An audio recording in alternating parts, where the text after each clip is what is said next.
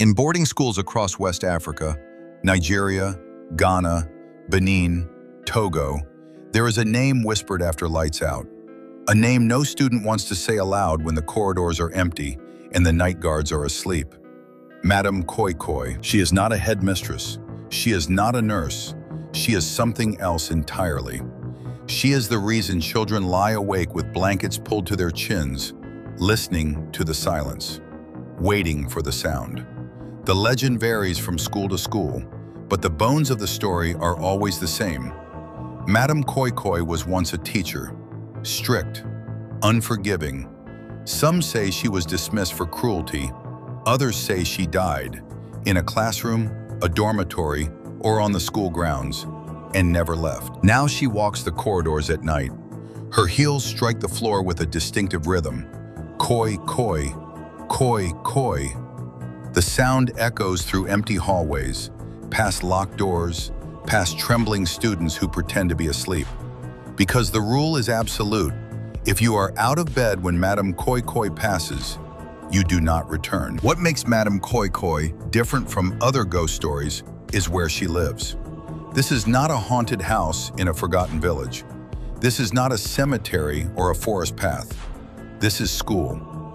For generations of West African children, boarding school is a second home, a place of friendship, discipline, and loneliness.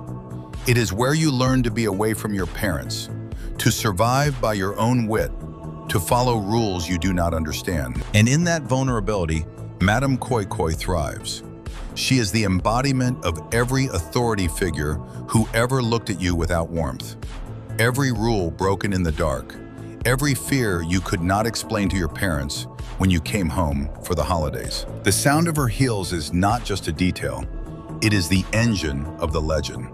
Koi koi, koi koi. In Nigerian boarding schools, students would claim they heard it at midnight, slow, deliberate, moving from one end of the dormitory to the other. In Ghana, some versions say she carries a cane, others say she taps on doors before entering. In Benin, the legend blends with older Vodun traditions. Madame Koi Koi is not just a ghost, but a warning against disobeying the elders who care for you. But across all these variations, one element remains unchanged. She is heard before she is seen. And if you hear her, it is already too late to run. For those who grew up with the legend, Madame Koi Koi occupies a strange space between fear and folklore.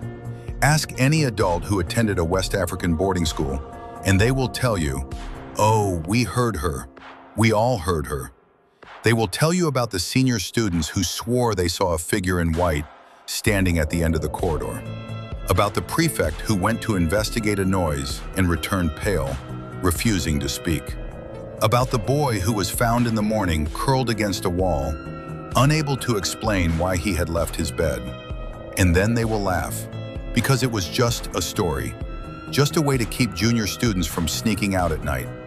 But the laughter fades, and for a moment, they listen. In 2016, a Nigerian boarding school made headlines when students rioted, claiming they had seen Madame Koi Koi. Teachers dismissed it as mass hysteria. Parents demanded answers. The school was temporarily shut down. What is striking is not whether the students saw something real. What is striking is that in the 21st century, a ghost from the colonial era still has the power to empty a school. Madame Koi Koi survived independence. She survived modernization. She survived the transition from oral tradition to WhatsApp messages and Twitter threads. She persists because every generation of children faces the same fear, being alone in the dark, far from home, awake when they should be asleep, and hearing something that should not be there. So what is Madame Koi Koi? A ghost? A metaphor? A disciplinary tool invented by senior students to terrorize their juniors?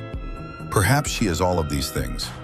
But if you ever find yourself in a West African boarding school after midnight, in a dormitory where the lights flicker, where the night air carries the smell of rain on red earth, where the silence is so deep you can hear your own heartbeat, listen closely, because somewhere down the corridor, far away but approaching, you may hear it.